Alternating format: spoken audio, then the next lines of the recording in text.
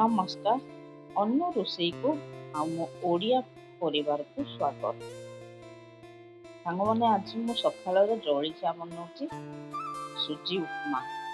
ସୁଜି ଉପମା ଘରେ ସମସ୍ତଙ୍କୁ ବହୁତ ପସନ୍ଦ, ତ ଆଜି ବନେଇଦେଲି।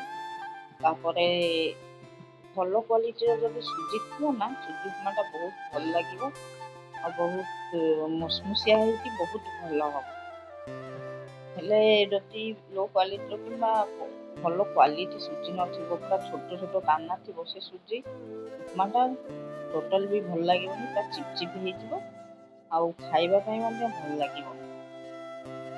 ସାଙ୍ଗମାନେ, ମୋ ସୁଜି ଉପମା କେମିତି ଲାଗୁଛି? ମୁଁ ତ ମୋ ଷ୍ଟାଇଲରେ ହିଁ ବନଉଛି। ଆପଣ କୁହନ୍ତୁ କେମିତି ଲାଗୁଛି?